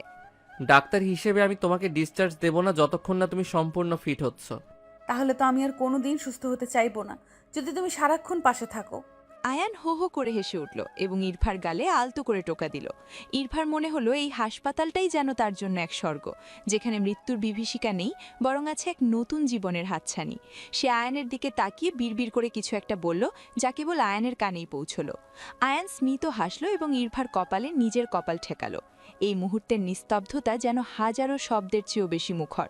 তারা দুজনই জানে সামনের পথটা হয়তো মসৃণ নয়, কিন্তু একে অপরের হাত ধরে থাকলে যে কোনো পাহাড় টপকানো সম্ভব। হাসপাতালের আইসিইউর জানালার বাইরে সন্ধ্যার আকাশটা আজ গাঢ় রক্তিম হয়ে উঠেছে। ইরফা আধশোয়া হয়ে বসে জানালার ওপারে চেয়ে আছে, যেখানে শহরের আলোগুলো একে একে জ্বলে উঠছে। তার শরীরে এখনও ব্যান্ডেজ লেগে আছে, কিন্তু চোখে সেই ফ্যাকাশে ভাবটা অনেকটাই কেটে গেছে। আয়ান পাশেই বসে আপেল কাটছিল। তার পুরো মনোযোগ এখন ইরফার স্বাস্থ্যের দিকে।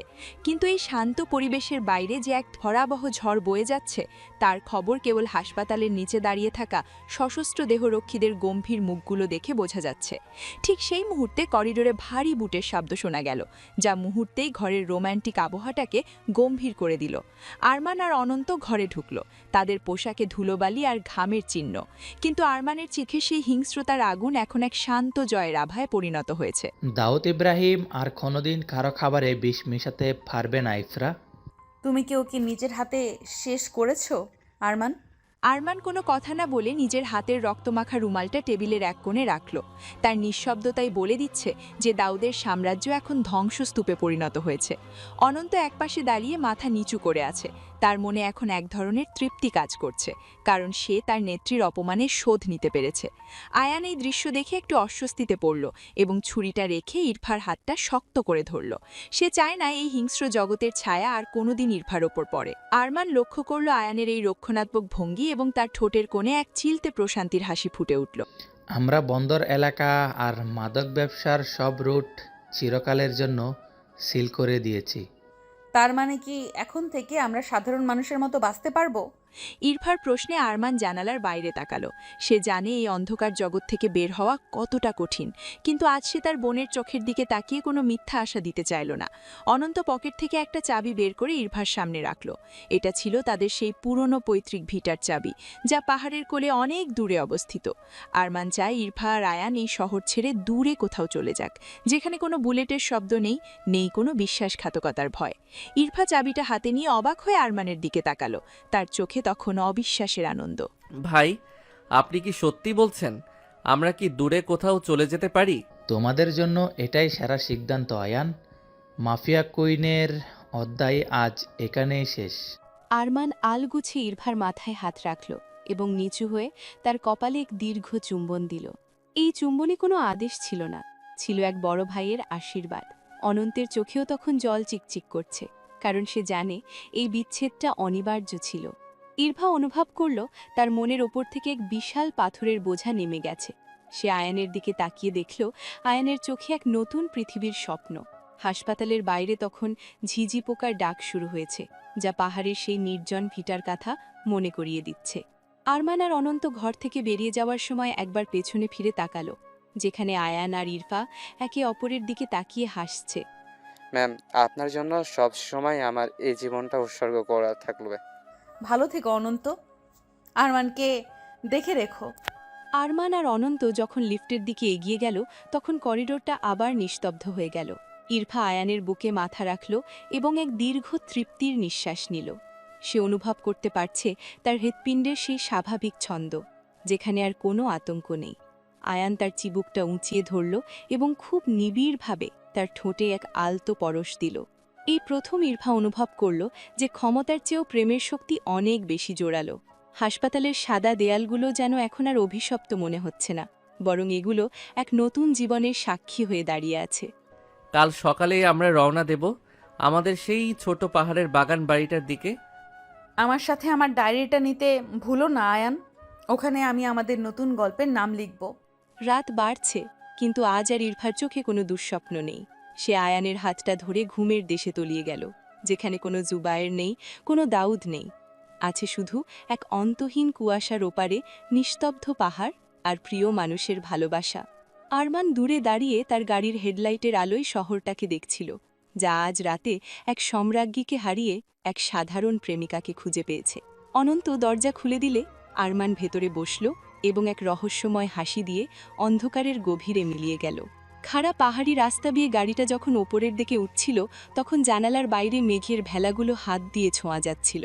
ইরফা তার মাথাটা আয়ানের কাঁধে রেখে বাইরে পাইন বনের দিকে তাকিয়ে আছে। শহরে সেই বিষাক্ত বাতাস আর বারুদের গন্ধ এখন অনেক পেছনে ফেলে এসেছে তারা। এখানে বাতাসটা একদম স্বচ্ছ, আর তাতে মিশে আছে বুনো ফুলের এক মিষ্টি সুবাস। আরমান নিজেই ড্রাইভ করছে, আর তার পাশে বসে আছে অনন্ত, যার চোখ দুটো আজ অদ্ভুতভাবে সজল। তারা পৌঁছে গেছে সেই পুরনো কাঠের বাংলোর সামনে, যা ইরফার বাবার এক গোপন স্বর্গ ছিল। কুয়াশার চাদর সরিয়ে যখন লাল টিনের চালটা দেখা গেল, তখন ইরফার মনে হলো সে এক জনম পর নিজের বাড়িতে ফিরেছে। দেখো ইরফা, তোমার সেই স্বপ্নের বাড়ি যেখানে আর কেউ আমাদের বিরক্ত করবে না। আমি কি সত্যিই বিশ্বাস করতে পারি আয়ান যে কাল সকালে উঠে আমাকে আর কোনো অস্ত্রের খবর নিতে হবে না? গাড়ি থেকে নামার পর পাহাড়ের সেই হিমেল হাওয়া ইরফার গালে আলতো করে থাপ্পড় দিয়ে গেল। সে অনুভব করল তার শরীরের সব ক্লান্তি যেন মুহূর্তেই উবে গেছে। আয়ান সাবধানে ইরফাকে ধরে সিঁড়ি দিয়ে ওপরে নিয়ে চলল। কাঠের মেঝেতে তাদের পায়ের শব্দ এক ছন্দ তৈরি করছে। ইরফা সাথে আরমান আর অনন্তকেও নিয়ে এসেছে। আরমান আর অনন্ত পেছনে তাদের মালামাল নিয়ে আসছে। কিন্তু আরমানের চেহারায় আজ কোনো মাফিয়া ডনের কঠোরতা নেই। সে কেবল এক দায়িত্বশীল বড় ভাই হিসেবে তার বোনকে নিরাপদ আশ্রয়ে পৌঁছে দিতে চায়। বাংলোর বারান্দা থেকে দেখা যাচ্ছে নিচের উপত্যকায় জমে থাকা মেঘের সমুদ্র, যা সূর্যের শেষ আলোয় সোনালি হয়ে উঠেছে। এখানে তোমরা একদম সুরক্ষিত, আর এখানকার লোকগুলো খুব সাদামাটা। ম্যাম, আমি নিচে বাগানে একটা দোলনা লাগিয়ে দেব আপনার জন্য। অনন্তের এই সরলতা দেখে ইরফা একটু হাসল এবং তার মাথায় হাত রাখল। সে জানে অনন্তকে ছাড়া তার জীবন অসম্পূর্ণ ছিল, কিন্তু এখন সময় এসেছে তাকেও মুক্তি দেওয়ার। আরমান ঘরের ভেতরের ফায়ারপ্লেসটা জ্বালিয়ে দিল, আর মুহূর্তেই ঘরটা এক ওমালো উত্তাপে ভরে উঠল। আগুনের শিখার লালচে আলোয় ইরফার মুখটা আজ বড্ড মায়াবী লাগছে। আয়ান এক কাপ গরম কফি বানিয়ে ইরফার হাতে দিল এবং তার পাশে বসল। তারা দুজন এক দৃষ্টিতে আগুনের দিকে তাকিয়ে রইল, যেন অতীতকে ওই আগুনে পুড়িয়ে ছাই করে দিচ্ছে। আরমান দরজার পাশে দাঁড়িয়ে তাদের এই সুখী মুহূর্তটা দেখছিল। তার নিজের মনেও এক প্রশান্তি খেলে গেল। ইরফা, আমি কাল থেকে এখানকার ছোট ক্লিনিকটায় কাজ শুরু করব ভাবছি। আর আমি তোমার সেই ক্লিনিকের প্রথম রুগী হব যে সুস্থ হওয়ার কোনো তাড়া দেখাবে না। আরমান আর অনন্ত যখন বিদায় নেওয়ার জন্য প্রস্তুত হলো, তখন ইরফার মনটা একটু ভারী হয়ে উঠল। সে জানে আরমানকে আবার সেই অন্ধকার শহরে ফিরে যেতে হবে সাম্রাজ্য সামলাতে। কিন্তু আরমান তাকে কথা দিয়েছে সে আর কোনো রক্তপাত হতে দেবে না। অনন্ত মাথা নিচু করে বিদায় নিল, তার চোখে জল চিকচিক করছে। গাড়িটা যখন পাহাড়ের বাঁকে অদৃশ্য হয়ে গেল, তখন ইরফা আয়ানের বুকে মুখ লুকিয়ে একটু কাঁদল। আয়ান তাকে সান্ত্বনা দিল না, বরং তার চোখের জলগুলো নিজের আঙুল দিয়ে মুছে দিল। পাহাড়ে আজ চাঁদ উঠেছে অনেক বড় হয়ে, আর সেই চাঁদের আলোয় বাংলোটা এক রূপকথার প্রাসাদের মতো লাগছে। তুমি কি জানো আয়ান, এই প্রথম আমার মনে হচ্ছে আমি শান্তিতে ঘুমাতে পারবো। তোমার প্রতিটা ঘুম আর জাগরণ এখন থেকে আমার পাহারায় থাকবে। পাহাড়ের চূড়ায় ভোরের সূর্যটা যখন প্রথম উঁকি দেয়, তখন সারা উপত্যকা এক অদ্ভুত সোনালি আভায় স্নান করে। এই নির্জনতা অনন্তের খুব চেনা হলেও আজকের সকালটা তার কাছে একটু অন্যরকম মনে হচ্ছে। ইরফা ম্যাম আর আয়ান স্যার এখন নিজেদের সাজানো পৃথিবীতে মগ্ন। বাংলোর বারান্দায় বসে যখন তারা কফি হাতে নিয়ে দূর পাহাড়ের মেঘ দেখে, তখন অনন্ত নিজেকে একটু সরিয়ে রাখে। দীর্ঘ কয়েক বছর ধরে সে কেবল বারুদের গন্ধ আর বুলেটের শব্দে অভ্যস্ত হয়ে গিয়েছিল। তার কাছে জীবন মানেই ছিল পাহারা দেওয়া, নিখুঁত নিশানায় ট্রিগার টেকা আর শত্রুর গতিবিধি পর্যবেক্ষণ করা। কিন্তু আজ সকালে পাহাড়ের নিচে ছোট পাহাড়ি ঝর্ণার ধারে একাকী হাঁটতে গিয়ে সে তার পাথুরে জীবনে প্রথমবার এক চির ধরা অনুভূতি হলো। ঝর্ণার পানি যেখানে পাথরে আছড়ে পড়ে সাদা ফেনা তৈরি করছে, ঠিক সেখানেই সে দেখল এক তরুণীকে। মেয়েটির নাম বৃষ্টি। পরনে সাধারণ এক নীল রঙের সালোয়ার কামিজ আর কাঁধে ঝোলানো একটা কাপড়ের ব্যাগ। সে ঝুঁকে পড়ে ঝর্ণা থেকে পানি তুলছিল আর আপন মনে গুনগুন করে একটা গান গাইছিল। অনন্তের মতো একজন তুখোর মাফিয়া সেনাপতি, যে কিনা কয়েক কিলোমিটার দূর থেকে শত্রুর নিঃশ্বাস টের পায়, সে আজ বৃষ্টির চঞ্চলতায় এতটাই আবিষ্ট হল যে নিজের উপস্থিতি জানান দিতেই ভুলে গেল। অনন্ত একটা বড় দেবদারু গাছের আড়ালে দাঁড়িয়ে এক দৃষ্টিতে বৃষ্টির দিকে তাকিয়ে রইল। বৃষ্টির হাসিতে এক ধরনের বুনো সারল্য আছে, যা শহরের কৃত্রিম আলোয় কখনো খুঁজে পাওয়া যায় না। আমি কি আপনাকে সাহায্য করতে পারি? কলসটা বেশি ভারী মনে হচ্ছে। আপনি কখন থেকে এখানে দাঁড়িয়ে আছেন? চোরের মতো আড়াল থেকে দেখছিলেন কেন? বৃষ্টির সরাসরি প্রশ্নে অনন্ত মুহূর্তের জন্য হকচকিয়ে গেল। হাজারো অস্ত্রধারী গুন্ডার সামনে যে অনন্তের চোখের পাতা কাঁপে না, সে আজ এক সাধারণ মেয়ের চোখের দিকে তাকিয়ে কথা খুঁজে পাচ্ছে না। বৃষ্টি তার হাতের কলসটা নামিয়ে রেখে অনন্তের দিকে দুপা এগিয়ে এলো। তার চোখে কৌতুক আর মুখে এক ধরনের অদম্য সাহস। সে অনন্তের লম্বা চওড়া শরীর, শক্ত চোয়াল আর গম্ভীর চোখের দিকে তাকিয়ে একটু হাসল। বৃষ্টি বুঝতে পারছে এই মানুষটি এই পাহাড়ের নয়। তার চলন বলনে এক ধরনের যান্ত্রিক শাসন আর কঠোরতা মিশে আছে, যা সাধারণত সৈনিক বা দেহরক্ষীদের থাকে। অনন্ত নিজের অস্বস্তি ঢাকার জন্য এদিক ওদিক তাকাতে লাগল। ঝর্ণার পানির ছিটে এসে বৃষ্টির মুখে পড়ছে, আর সেই রোদে তার মুখটা হীরের মতো চিকচিক করছে। অনন্ত অনুভব করল তার বুকের ভেতরটা কেমন যেন খালি হয়ে যাচ্ছে। সে বহু বছর পর অনুভব করল যে সে কেবল এক দেহরক্ষী নয়, সে একজন মানুষও বটে, যার হৃদয়ে স্পন্দন থাকে। আপনাকে দেখে মনে হচ্ছে আপনি অনেক বড় কোনো বোঝা বয়ে বেড়াচ্ছেন। পাহাড় কি আপনার মন হালকা করতে পারেনি? মনে হয় হালকা করা আমার পেশা নয়, আমার কাজ কেবল পাহারা দেওয়া।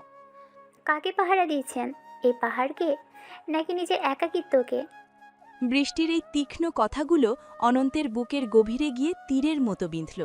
সে কোনো উত্তর না দিয়ে স্থির হয়ে দাঁড়িয়ে রইল। বৃষ্টি আবার হাসল এবং নিজের ব্যাগ থেকে একটা লাল আপেল বের করে অনন্তের দিকে ছুঁড়ে দিল। অনন্ত চোখের পলকে সেটা লুফে নিল। তার রিফ্লেক্স এখনও আগের মতোই সচল। বৃষ্টি তার কলসটা কাঁখে তুলে নিয়ে পাহাড়ের ঢাল বেয়ে উপরের দিকে উঠতে শুরু করল। যাওয়ার সময় সে একবার পেছনে ফিরে তাকাল এবং অনন্তের দিকে চেয়ে এক রহস্যময় হাসি দিল। অনন্ত সেই আপেলটা হাতে নিয়ে সেখানেই পাথরের ওপর বসে পড়ল। তার মনে হতে লাগল সে এক দীর্ঘ এবং অন্ধকার সুড়ঙ্গ পেরিয়ে অবশেষে মুক্ত বাতাসে নিঃশ্বাস নিচ্ছে। ঝর্ণার শব্দ এখন তার কানে গানের মতো বাজছে। সে বুঝতে পারল এই মেয়েটি হয়তো তার জীবনের সেই অধ্যায় যা সে কখনো পড়েনি। বৃষ্টির এই ছোটখাটো খুনসুটি আর চোখের পলক তাকে এক নতুন জগতের সন্ধান দিচ্ছে, যেখানে কোনো মাফিয়া কুইনের হুকুম নেই, আছে শুধু পাহাড়ি বাতাসের গান। আপনার নামটা কি জানতে পারি? আমি কি আগামীকাল আবার আপনাকে এখানে পাবো? নাম তো আমার আকাশ থেকে পড়া পানির মতো, সবাই আমাকে বৃষ্টি বলে ডাকে। আর আগামীকাল, সেটা পাহাড়ের মর্জির উপর ছেড়ে দিন। বৃষ্টি যখন ঘন পাইন বনের আড়ালে মিলিয়ে গেল, তখন অনন্ত এক দীর্ঘ নিঃশ্বাস নিল। সে বাংলোর দিকে ফিরতে শুরু করল, কিন্তু তার হাঁটার ছন্দে আজ কোনো সামরিক তাড়াহুড়ো নেই। সে হাতের আপেলটা দেখল এবং তাতে একটা কামড় দিল। টক মিষ্টি স্বাদে তার পুরো মুখটা ভরে গেল, ঠিক যেমন বৃষ্টির সাথে তার এই সংক্ষিপ্ত কথোপকথনের রেশ তার মনে রয়ে গেছে। বাংলোর গেটে আসতেই সে দেখল আয়ান স্যার আর ইরফা ম্যাম বাগানে বসে গোলাপ গাছে পানি দিচ্ছেন। আয়ান অনন্তের মুখে এই প্রথম এক চিলতে হাসি দেখতে পেল, যা ছিল একদম অকৃত্রিম। ইরফা ম্যামও লক্ষ্য করলেন অনন্তের সেই কঠোরতা আজ নেই, সেখানে এক ধরনের মায়াবী ঘোর খেলা করছে। অনন্তের ভেতরে যে এক নতুন বসন্তের হাওয়া বইতে শুরু করেছে, তার কারোরই বুঝতে বাকি নেই। অনন্ত, আজ পাহাড় থেকে কোনো দামি সম্পদ খুঁজে পেয়েছো নাকি? তোমাকে বেশ উজ্জ্বল দেখাচ্ছে। সম্পদ নয় স্যার, কেবল বৃষ্টির দেখা পেলাম। মনে আজ খুব বৃষ্টি হওয়ার সম্ভাবনা আছে। অনন্তের এই কথার মারপ্যাচ শুনে আয়ান হো হো করে হেসে উঠল। সে অনন্তের কাঁধে হাত রেখে একটু চেপে ধরল। সে জানে অনন্তকে এই পাহাড়ি জীবনে অভ্যস্ত হতে সময় লাগবে, কিন্তু বৃষ্টির মতো কেউ থাকলে সেই পথটা অনেক সহজ হয়ে যাবে। ইরফা ম্যাম একপাশে দাঁড়িয়ে মুচকি হাসছিল। সে জানত অনন্ত কোনোদিন নিজের সুখের কথা ভাববে না, তাই সে মনে মনে পরিকল্পনা করল কিভাবে বৃষ্টির সাথে অনন্তের এই সম্পর্কটাকে আরও এগিয়ে নেওয়া যায়। অনন্ত ঘরে ঢুকে তার পুরনো রিভলভারটা আলমারির এক কোণে রেখে দিল। সে আজ আর অস্ত্রের কথা ভাবছে না, সে ভাবছে বৃষ্টির সেই চঞ্চল চাহনির কথা। রাতের বেলা পাহাড়ি বাংলোর চারপাশটা যখন নিঝুম হয়ে এলো, তখন অনন্ত জানালার পাশে গিয়ে দাঁড়ালো। বাইরে ঝিঝি পোকার ডাক আর দূর থেকে আসা ঝর্ণার শব্দ তাকে এক অপার্থিব শান্তির সন্ধান দিল। সে ডায়েরিটা হাতে নিল এবং বৃষ্টির কথা লিখতে গিয়ে বারবার কলম থামিয়ে দিল। তার মনে হলো সে কোনো এক নিষিদ্ধ প্রেমের গল্পের নায়কের মতো আচরণ করছে, কিন্তু এই অনুভূতিটা তার কাছে ছিল অমূল্য। অনন্ত, কাল থেকে তুমি সকালে পাহারার দায়িত্বটা অন্য কাউকে দিয়ে দাও। তোমার নিজের জন্য কিছু সময় কাটানো দরকার। ম্যাম, আমার দায়িত্ব পালনে কি কোনো ত্রুটি হয়েছে? না অনন্ত, বরং আমি চাই তুমি নিজের জন্য একটা নতুন দায়িত্ব খুঁজে নাও। ইরফা ম্যামের কথায় অনন্ত একটু লজ্জিত হলো। সে বুঝতে পারছে তার মনের গোপন কথাগুলো ম্যামের কাছে আর গোপন নেই। সে মাথা নিচু করে ঘর থেকে বেরিয়ে এলো। করিডোরের মৃদু আলোয় অনন্তর লম্বা ছায়াটা দেয়ালে দুলছে। সে অনুভব করতে পারছে যে তার জীবনের গতিপথ বদলে যাচ্ছে। মাফিয়া জগতের সেই কালকুঠুরি থেকে বের হয়ে সে এখন এক রঙিন পৃথিবীর স্বপ্ন দেখছে। বৃষ্টির সাথে তার এই সামান্য খুনসুটি হয়তো একদিন এক গভীর ভালোবাসায় পরিণত হবে। অনন্ত জানে দাউদ ইব্রাহিম বা জুবায়েরের মতো শত্রুরা হয়তো আর আসবে না, কিন্তু নিজের মনের ভেতরের একাকিত্বের সাথে তার যে যুদ্ধ ছিল তাতে সে আজ বিজয় হতে শুরু করেছে। সে বৃষ্টির সেই কলস কাঁখে নিয়ে পাহাড়ি রাস্তা দিয়ে হেঁটে যাওয়ার দৃশ্যটা বারবার মনে করতে লাগল এবং অজান্তেই তার ঠোঁটের কোণে হাসি ফুটে উঠল। আজ রাতটা অনেক বেশি শান্ত ইরফা। মনে হচ্ছে পৃথিবীটা আমাদের জন্য আবার সুন্দর হয়ে উঠেছে। শুধু আমাদের জন্য নয় আয়ান, আজ অনন্তর পৃথিবীটাও নতুন করে সাজছে। ভোরের কুয়াশা যখন উপত্যকার গায়ে লেপ্টে থাকে তখন পাহাড়ের প্রতিটি বাঁক যেন এক একটা রহস্যময় গল্পের সূচনা করে। অনন্ত আজ খুব ভোরে ঘুম থেকে উঠেছে, কিন্তু তার অভ্যাস মতো হাতে কোনো রিভলভার বা ওয়াকিটকি নেই। সে আজ পরেছে নীল রঙের একটা সাধারণ শার্ট আর জিন্স, যা তার কঠোর প্রফেশনারি অবয়বকে অনেকটা কোমল করে দিয়েছে। আয়ান স্যার তাকে একজোড়া দামি ট্র্যাকিং শু উপহার দিয়েছেন, যা পরে পাহাড়ে হাঁটা অনেক সহজ। অনন্ত ঝর্ণার সেই নির্দিষ্ট পাথরের কাছে গিয়ে দাঁড়িয়ে রইল যেখানে গতকাল বৃষ্টির সাথে তার দেখা হয়েছিল। ঝর্ণার পানি আজ আরও বেশি চঞ্চল, আর বাতাসের শব্দে যেন পেমার সেই খিলখিল হাসির প্রতিধ্বনি শোনা যাচ্ছে।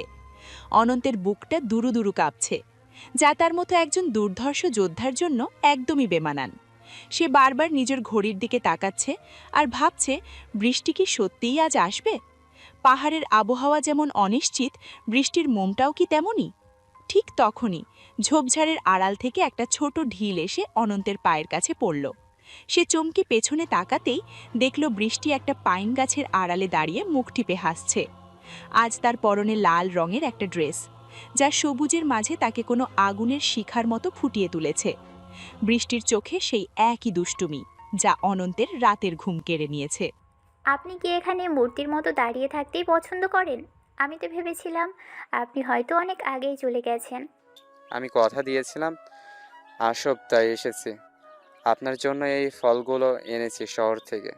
অনন্ত তার ব্যাগ থেকে এক প্যাকেট আমদানিকৃত আঙ্গুর আর কিছু দামি চকলেট বের করে বৃষ্টির দিকে বাড়িয়ে দিল। বৃষ্টি একটু অবাক হয়ে অনন্তর দিকে তাকালো, কারণ এই পাহাড়ে চকলেট পাওয়া এক বিলাসিতা।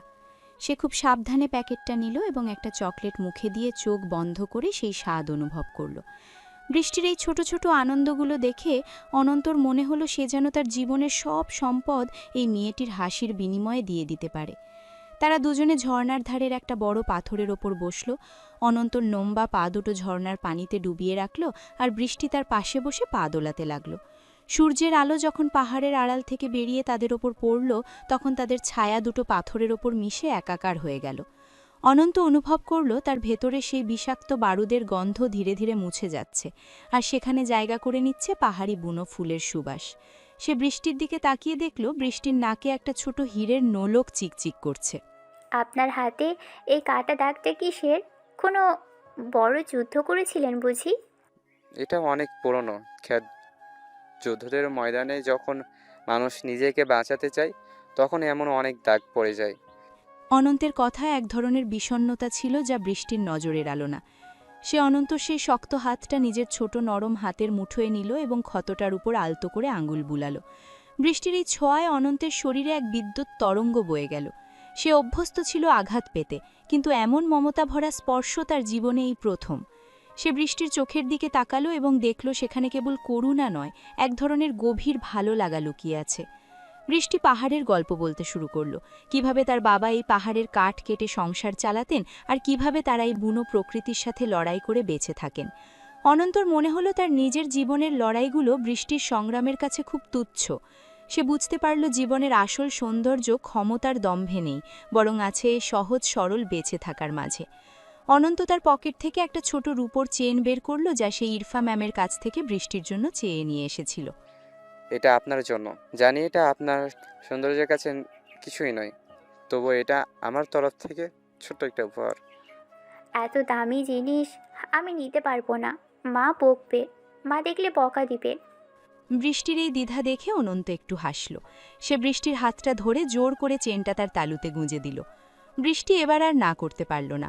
সে লাজুক হেসে চেনটা নিজের গলায় পরার চেষ্টা করল, কিন্তু পারছিল না। অনন্ত তখন সাহসে ভর করে বৃষ্টির পেছনে গিয়ে দাঁড়ালো এবং তার চুলে হাত না লাগিয়ে খুব সাবধানে চেনটা পরিয়ে দিল। বৃষ্টির ঘাড়ের কাছে অনন্তের উষ্ণ নিঃশ্বাস লাগতেই মেয়েটি শিউরে উঠল। এই নিস্তব্ধ পাহাড়ে তখন কেবল ঝর্ণার শব্দ আর তাদের দুজনের দ্রুত হওয়ার হৃৎস্পন্দনের শব্দ শোনা যাচ্ছিল। অনন্ত আবার তার জায়গায় ফিরে এসে বসল, কিন্তু তার চোখে এখন এক নতুন সংকল্প। সে ঠিক করে ফেলেছে সে আর কোনো দিন ইরফা ম্যামের বডিগার্ড হয়ে শহরে ফিরবে না। সেই পাহাড়েই বৃষ্টিকে নিয়ে তার নিজের একটা ঘর বাঁধবে। বৃষ্টির হাসি যেন পাহাড়ের প্রতিটি কোণে প্রতিধ্বনিত হতে লাগল। আপনি কি আমাকে আপনার শহরের গল্প শোনাবেন? সেখানে কি সত্যিই আকাশ দেখা যায় না? শহরে আকাশ আছে, কিন্তু তা দালানের ভিড়ে ঢাকা পড়ে থাকে। এখানকার মতো এমন খোলা আকাশ কোথাও নেই।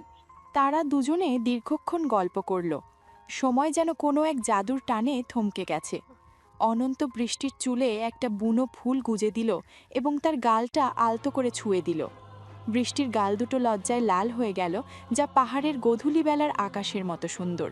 ঠিক তখনই পাহাড়ের ওপর থেকে ইরফা ম্যাম আর আয়ান স্যারের ডাক শোনা গেল। তারা হয়তো অনন্তর জন্য দুশ্চিন্তা করছিলেন। অনন্ত উঠে দাঁড়ালো এবং বৃষ্টির দিকে তাকিয়ে হাত নাড়ল। বৃষ্টিও বিদায় নিল, কিন্তু তার যাওয়ার পথে সে বারবার পেছনে ফিরে তাকাচ্ছিল। অনন্ত যখন বাংলোর দিকে ফিরছিল, তখন তার মনে হলো সে হাওয়ায় ভাসছে। সে ঘরে ঢুকে আয়ান স্যারের সামনে দাঁড়ালো এবং তার চোখে এক অদ্ভুত উজ্জ্বলতা দেখা গেল। আয়ান বুঝতে পারলেন অনন্তর জীবনে আজ বসন্তের পূর্ণিমা নেমে এসেছে। অনন্ত, আজ তোমার চোখে যে আনন্দ দেখছি তা আমি গত 10 বছরেও দেখিনি। স্যার, আমি বোধহয় আমার জীবনের শেষ গন্তব্য খুঁজে পেয়েছি। আয়ান হো হো করে হেসে উঠলেন এবং অনন্তের কাঁধে হাত রাখলেন। ইরফাও ভেতর থেকে বেরিয়ে এলেন এবং অনন্তের হাতের রূপোর চেনের অনুপস্থিতি দেখে মুচকি হাসলেন। তিনি জানতেন এই পাহাড় কেবল ক্ষত সারায় না, এই পাহাড় নতুন করে ভালোবাসতেও শেখায়। অনন্তের মতো একজন মানুষ যে কেবল ধ্বংস জানত, সে আজ সৃজনের পথে হাঁটতে শুরু করেছে। রাতের বেলা অনন্ত যখন তার বিছানায় শুয়েছিল, তখন জানালার ফাঁক দিয়ে আসা চাঁদের আলোয় সে তার হাতের সেই কাটা দাগটা দেখল। আজ আর সেই দাগটা তাকে কষ্ট দিচ্ছে না, কারণ সে জানে কাল সকালে আবার বৃষ্টির সেই মায়াবী হাতের ছোঁয়া তাকে সব যন্ত্রণা ভুলিয়ে দেবে। পাহাড়ের নিস্তব্ধতা আজ অনন্তের কাছে এক মধুর সঙ্গীতের মতো মনে হচ্ছে। শুধু আমাদের জন্য না আয়ান। ও কোথাও যাচ্ছে না ইরফা, ও কেবল নিজের শিকড় খুঁজে পেয়েছে। পাহাড়ের চূড়ায় রাত নেমেছে এক বুক রহস্য নিয়ে। বাইরে পাইন গাছের পাতায় বাতাসের যে শোঁ শোঁ শব্দ, তা এই নির্জন বাংলোর ভেতরে এক অদ্ভুত মাদকতা তৈরি করেছে। ফায়ারপ্লেসের আগুনটা এখন নিভু নিভু, কিন্তু তার লালচে আভা এখনও ঘরের দেয়ালে এক মায়াবী ছায়া নাচিয়ে যাচ্ছে। ইরফা আজ আয়ানের দেওয়া সেই হালকা নীল রঙের রেশমি শাড়িটা পরেছে, যা তার শরীরের প্রতিটি ভাঁজকে এক অলৌকিক সুষমায় ফুটিয়ে তুলেছে। সে আয়নার সামনে দাঁড়িয়ে নিজের গলার সেই ছোট্ট ক্ষতচিহ্নটা দেখছিল, যা এখন কেবল এক দুঃস্বপ্নের স্মৃতি। আয়ান ধীর পায়ে ঘরের ভেতরে ঢুকল এবং দরজার খিলটা নিঃশব্দে আটকে দিল। তার চোখে এখন সেই শান্ত চিকিৎসকের দৃষ্টি নেই, সেখানে এক আদিম তৃষ্ণা আর গভীর ভালোবাসা খেলা করছে। আয়ান পেছন থেকে এসে ইরফাকে জড়িয়ে ধরল, তার দুই হাত ইরফার পেটের ওপর শক্ত হয়ে চেপে বসল। ইরফা শিউরে উঠল, তার পিঠ আয়ানের চওড়া বুকের উষ্ণতা অনুভব করতে পারছে। আয়ান তার মুখটা ইরফার ঘাড়ের কাছে নামিয়ে আনল এবং সেখানে এক দীর্ঘ তপ্ত নিঃশ্বাস ফেলল। ইরফার মনে হলো তার শরীরের ভেতর দিয়ে এক বিদ্যুৎ তরঙ্গ বয়ে যাচ্ছে, যা ইরফার মাফিয়া কুইনের সবটুকু কঠোরতা এক নিমেষে গলিয়ে জল করে দিচ্ছে। আজ তোমাকে এই নীল শাড়িতে একদম নীল পাহাড়ের পরীর মতো লাগছে ইরফা। তুমি কি জানো আয়ান, এই প্রথম আমার নিজেকে কোনো ভয়ঙ্কর অপরাধী নয়, বরং এক রক্ত মাংসের নারী মনে হচ্ছে। আয়ান কোনো উত্তর দিল না, সে কেবল ইরফার কাঁধ থেকে শাড়ির আঁচলটা আলতো করে সরিয়ে দিল। তার ঠোঁট এখন ইরফার কাঁধের সেই মসৃণ ত্বকে বিচরণ করছে। ইরফা চোখ বন্ধ করে নিল, তার দুহাত আয়ানের মাথার চুলে বিলি কাটছে। আয়ান এবার ইরফাকে নিজের দিকে ঘুরিয়ে নিল এবং তার দুই গালে হাত রেখে মুখটা উঁচিয়ে ধরল। আগুনের সেই ম্লান আলোয় ইরফার চোখের মণি দুটো হীরের মতো চিকচিক করছে। আয়ান খুব সাবধানে ইরফার কপালে একটা চুমু খেল, তারপর তার দু চোখের পাতায়, আর শেষে তার নাকে। ইরফার নিঃশ্বাস এখন দ্রুততর হচ্ছে। সে আয়ানের শার্টের হাতাটা খামচে ধরে আছে। আয়ান এবার তার ঠোঁট নিয়ে এলো ইরফার কাঁপতে থাকা ঠোঁটের খুব কাছে। তাদের দুজনের নিঃশ্বাস একে অপরের সাথে মিশে একাকার হয়ে যাচ্ছে। আয়ান আর দেরি করল না। সে এক নিবিড় গভীরতায় ইরফার ঠোঁট দুটো নিজের দখলে নিল। এই প্রথম তাদের সেই দীর্ঘদিনের জমানো সব আবেগ এক দীর্ঘ চুম্বনে উপচে পড়ল। ইরফা অনুভব করল সে যেন এক অতল সমুদ্রে তলিয়ে যাচ্ছে, যেখানে কোনো কূল নেই, নেই কোনো বাধা। আমি তোমাকে সারা জীবন এভাবে আগলে রাখতে চাই, কোনো বুলেট যেন আমাদের আর আলাদা করতে না পারে। আমি তোমার বুকে আজীবনের জন্য বন্দী হতে চাই আয়ান। এই মুক্তিই আমার পরম শান্তি। আয়ান আলগোছে ইরফাকে কোলে তুলে নিল এবং বিছানার দিকে এগিয়ে গেল। চাঁদের আলো জানালার পর্দা ভেদ করে ঘরের মেঝের ওপর এক রূপালি চাদর বিছিয়ে দিয়েছে। আয়ান ইরফাকে বিছানায় শুইয়ে দিল এবং নিজে তার উপর ঝুঁকে পড়ল। তার হাতের আঙুলগুলো ইরফার শরীরের প্রতিটি গোপন রেখা চিনে নিতে চাইছে। ইরফা আজ কোনো প্রতিবাদ করছে না, বরং সে নিজেকে সঁপে দিয়েছে তার একমাত্র আশ্রয়দাতার কাছে। আয়ান ইরফার কানের লতিতে দাঁত দিয়ে হালকা কামড় দিল, যা ইরফার মুখ থেকে এক তৃপ্তির গোঙানি বের করে আনল। তাদের শরীরের ঘাম আর বুনো ফুলের সুবাস এক হয়ে ঘরটাকে এক মায়াবী সুগন্ধে ভরিয়ে দিয়েছে। আয়ান ইরফার ব্লাউজের ফিতেগুলো একে একে খুলে ফেলল এবং তার উন্মুক্ত পিঠে নিজের তপ্ত ঠোঁটের ছোঁয়া দিল। ইরফা অনুভব করল তার হৃৎপিণ্ডটা যেন বুকের পাঁজরের ভেতর এক উন্মাদ নৃত্যে মেতে উঠেছে। এই রাতটা কেবল তাদের দুজনের, যেখানে কোনো মাফিয়া সাম্রাজ্যের দায়বদ্ধতা নেই, আছে শুধু দুটি অতৃপ্ত আত্মার এক হয়ে যাওয়ার গল্প। তোমার শরীরটা এত শীতল কেন ইরফা? আমি কি তোমাকে যথেষ্ট উষ্ণতা দিতে পারছি না? তোমার স্পর্শে আমি জ্বলে খাক হয়ে যাচ্ছি আয়ান। আমাকে আরও একটু আদর করো। আয়ান এবার আরও গভীর হয়ে নামল। সে ইরফার বুকের সেই অগভীর খাঁজে নিজের মুখ লুকালো এবং সেখানে এক দীর্ঘ সোহাগের চিহ্ন এঁকে দিল। ইরফার নখগুলো আয়ানের পিঠে সজোরে গেঁথে যাচ্ছে, কিন্তু আয়ানের সেদিকে খেয়াল নেই। সে কেবল অনুভব করছে ইরফার উষ্ণ নিঃশ্বাস আর তার মৃদু কম্পন। পাহাড়ের রাত এখন আরও নিঝুম হয়ে এসেছে, কিন্তু এই ঘরের ভেতরে বইছে এক প্রবল প্রেমের তুফান। তারা দুজনে একে অপরের বাহুবন্ধী হয়ে এক দীর্ঘ সময়ের জন্য স্তব্ধ হয়ে রইল। এই সোহাগের প্রতিটি মুহূর্ত যেন এক একটা কবিতার চরণের মতো, যা তারা দুজনে মিলে লিখছে। আয়ান ইরফার কপালে জমে থাকা ঘামগুলো মুছে দিল এবং তার চোখের দিকে তাকিয়ে এক ম্লান হাসল। ইরফা আয়ানের বুকে মাথা রেখে তার হৃৎপিণ্ডের ধুকপোকানি শুনতে লাগল। সে বুঝতে পারল জীবনের আসল সার্থকতা কোনো সিংহাসনে নেই, বরং প্রিয় মানুষের এই নিবিড় সান্নিধ্যে। কাল সকালে যখন রোদ উঠবে তখন তুমি দেখবে পৃথিবীটা কত সুন্দর। আমার পৃথিবী তো এখানেই আয়ান, তোমার এই প্রশস্ত বুকের ভেতরে। তারা দুজনে চাদরের নিচে একাত্ম হয়ে গেল, যেখানে শীতের কোনো প্রবেশাধিকার নেই। বাইরে থেকে ঝিঝি পোকার ডাক শোনা যাচ্ছে, যা এক ছন্দময় সুর তৈরি করেছে। অনন্ত পাশের ঘরে হয়তো পাহাড়ের স্বপ্ন দেখছে, আর আরমান হয়তো শহরের সেই কোলাহলের নতুন কোনো চাল চালছে। কিন্তু এই বাংলোর এই নির্দিষ্ট ঘরে সময়ে থমকে গেছে কেবল দুটি হৃদয়ের জন্য। আয়ান ইরফার চিবুকটা উঁচিয়ে ধরে শেষবারের মতো তার ঠোঁটে এক আলতো পরশ দিল। ইরফা এক তৃপ্তির হাসি দিয়ে আয়ানের বুকে মুখ লুকালো এবং ধীরে ধীরে ঘুমের দেশে তলিয়ে গেল। এই ঘুম কোনো ওষুধের নয়, এই ঘুম এক পরম শান্তিতে পাওয়া ভালোবাসার উপহার। পাহাড়ের চূড়ায় চাঁদটা এখন মেঘের আড়ালে লুকিয়েছে, যেন সেও এই গোপন প্রেমের সাক্ষী হতে লজ্জা পাচ্ছে। ঘুমিয়ে পড়ো আমার কুইন, তোমার নতুন ভোর হবে কেবলই মায়ায়। পাহাড়ের কোলে আজ এক উৎসবের সাজ। চারপাশের উপত্যকায় বুনো অর্কিড আর পাহাড়ি গাঁদা ফুলের সুবাস ম ম করছে। যে বাংলোটি একসময় কেবল গোপন আস্তানা ছিল, আজ সেটি সেজেছে আলোকসজ্জায় আর রঙিন কাপড়ে। ভোরের রোদে পাহাড়ের চূড়াগুলো যেন সোনার মুকুটের মতো ঝকমক করছে।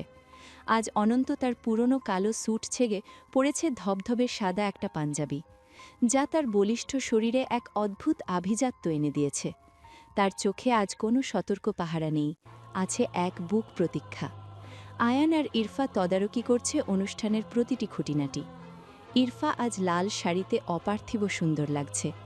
তার চেহারায় মাফিয়া কুইনের সেই কঠোরতা এখন মাতৃত্বসুলভ এক কোমলতায় রূপ নিয়েছে। একটু পরেই বৃষ্টির সাথে অনন্তর বিয়ে হবে। বৃষ্টিকে পাহাড়ি কোণের সাজে যখন নিয়ে আসা হলো, তখন অনন্তর নিঃশ্বাস যেন মুহূর্তের জন্য আটকে গেল। বৃষ্টির নাকে সেই হীরের নোলক আর পরনে লাল চেলির আভা তাকে কোনো অপার্থিব রূপসীর মতো ফুটিয়ে তুলেছে। সে লাজুক হেসে অনন্তর পাশে গিয়ে দাঁড়াল।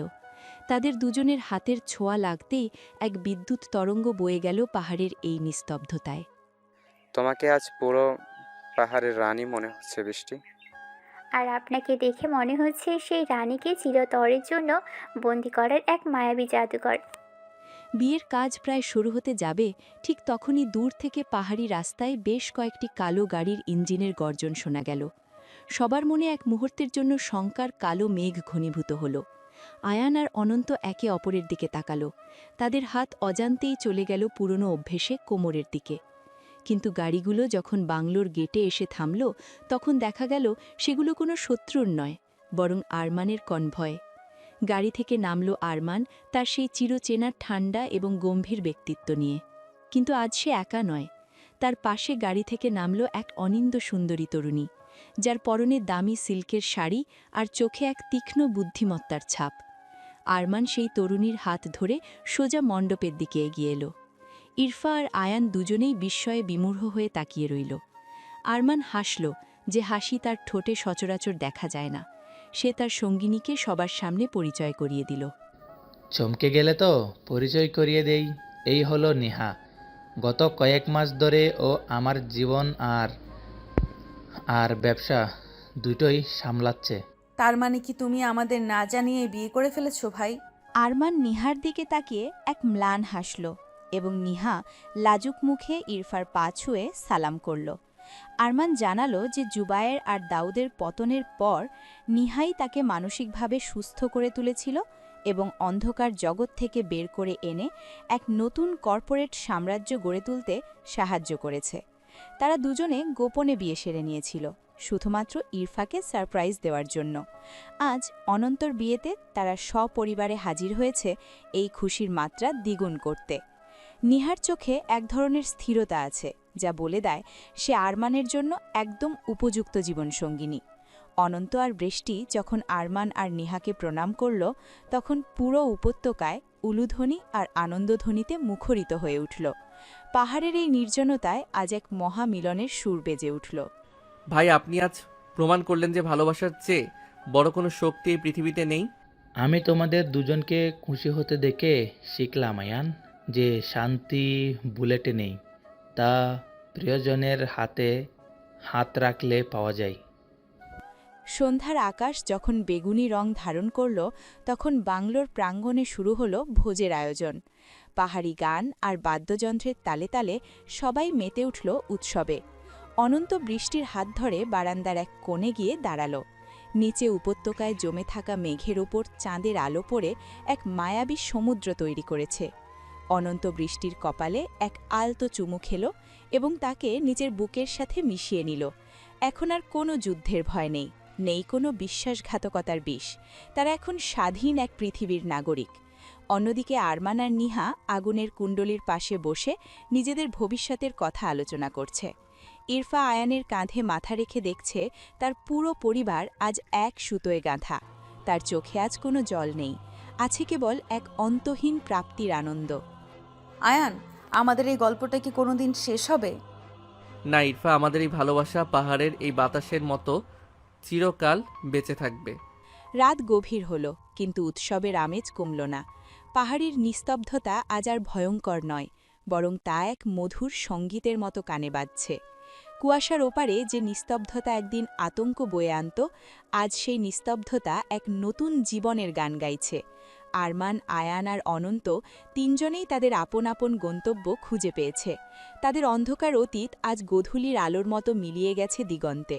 ভোরের আলো যখন আবার পাহাড়ের চূড়ায় পড়বে, তখন তারা সবাই জেগে উঠবে এক নতুন পৃথিবীর সূর্যোদয় দেখতে, যেখানে কোনো মাফিয়া সাম্রাজ্য নেই, আছে কেবল এক বুক ভালোবাসা আর শান্তির অধিকার। বাংলোর জানালা দিয়ে দেখা যাচ্ছে প্রদীপগুলো এখনও জ্বলছে, ঠিক যেমন তাদের হৃদয়ে জ্বলছে ভালোবাসার অমর শিখা।